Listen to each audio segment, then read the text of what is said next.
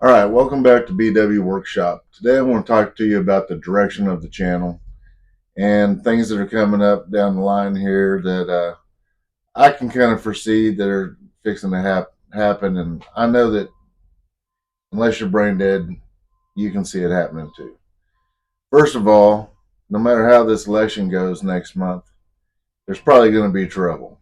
So you need to be prepared, at least in your mind, and get ready physically for things you might need that you can't get anymore. This is October 1st, right now, today, Tuesday morning.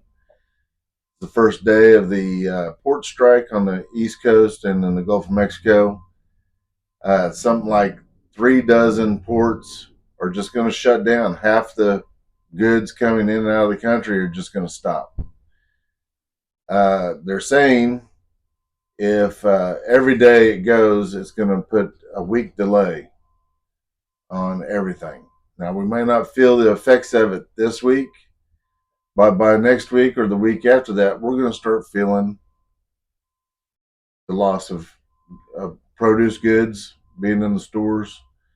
Um, who knows what else? I don't know what all those ports bring in, but it's not good, and it can put a detriment to yourself. Another thing I want to talk to you about is this hurricane that went through Florida and Georgia and North Carolina and Tennessee.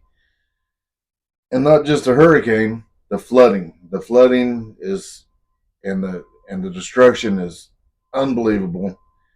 You cannot prepare for that. You can have all the guns and ammo you want. You can have emergency cash and gold and silver and stockpiles of food and survival water and everything else. You can't prepare for that. They've lost everything. Some of those places and some of those towns are just washed away or filled up with mud.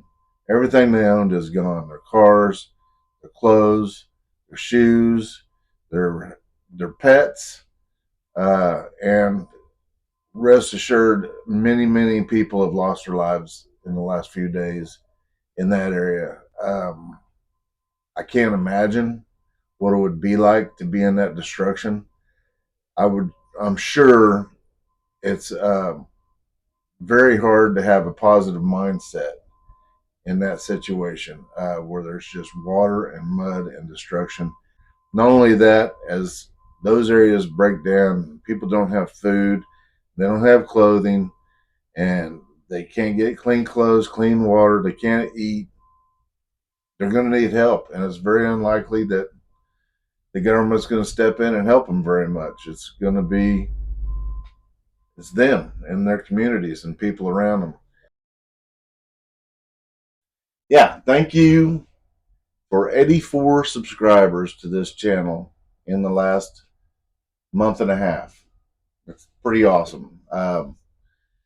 Just I want to apologize to the 84 subscribers because I'm probably not going to be just doing little woodworking projects all the time. I have the golf cart I've been working on. I'd like to put those up for people with problems with their golf cart and other things. I'm working on my truck today.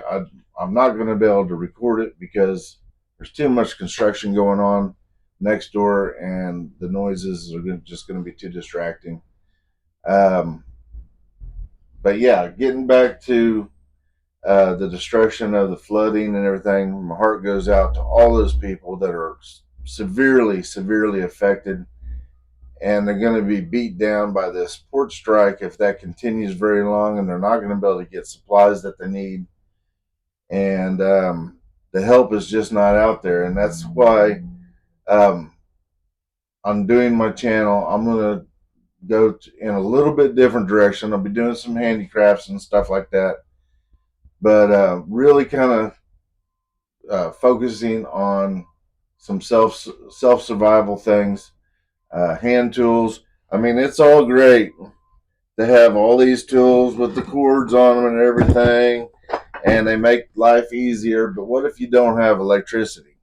You know, I picked this up a few weeks ago. This saw, I've never seen one like this. I used it the other day to cut a limb. This is great for cutting tree limbs and everything. and it's old tech. The old tech is where it's at. In a situation, you may not have a chainsaw, and you just got to get a log out of the road so you can get down the street and get on.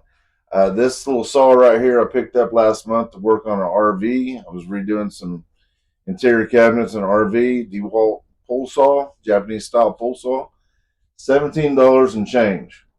Um, really handy, really handy. I've used it for a bunch of different things already. Instead of running a cord out 100 foot out, and you can just and you're done. Um, what else did I want to talk about? Um, Mostly that's just it. I want to thank the 84 subscribers. I'm going to go and I have some plans ahead to do some projects that are kind of on the survival side. And everybody just go out and buy some extra canned goods today. If you're at the grocery store, just buy some extra green beans and put them off to the side. Um, get an extra cup, get a case of water, get you some extra toilet paper, and put it off to the side and just kind of forget about it. The canned goods, you can put them off to the side, put them in a box, date the box. Pull that if you don't need that food in the next 6 months. Pull that box out and rotate it into your cupboard. Um, just try to do that. Get out and fill your gas tank up, and when it gets down to half full, fill it back up again. There, it costs just as much to fill your gas tank at the top as it does to fill it from the bottom. And that way, if there's gas shortages, because I assure you, there's many people this week wish they were even a little bit prepared, and it's not that much. It's not difficult to go ahead and do a little bit extra and get a couple extra canned goods every week and keep your gas tank at least half full.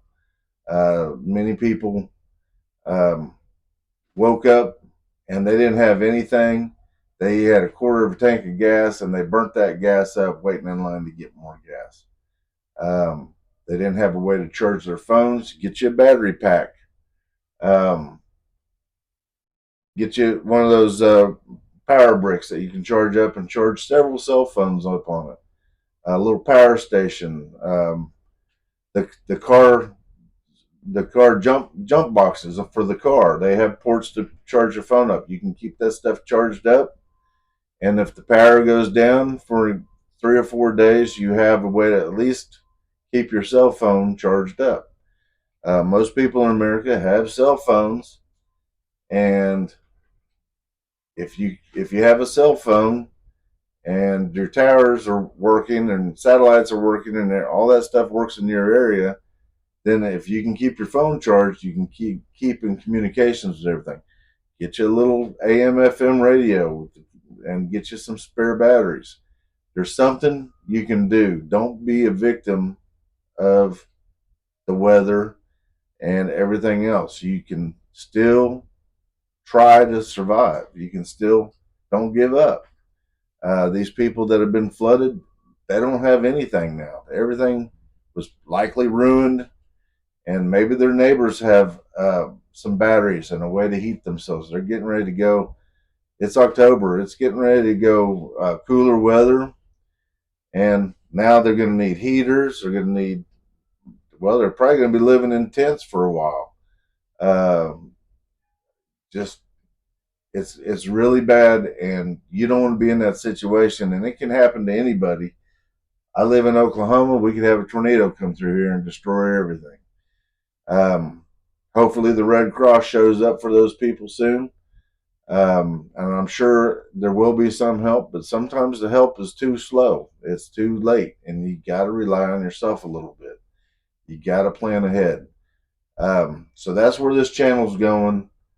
I'm going to keep doing the little arts and crafts stuff and everything like that. A lot of that, just learning how to do this video thing. And 21 videos in, I'm really encouraged by having 84 subscribers. I'm 56 years old.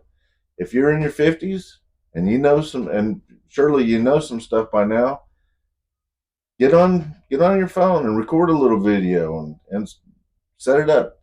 If 15 people look at it, then 15 people look at it. You might have 10 or 15 videos. It's only going to have 50 views. It's not a big deal.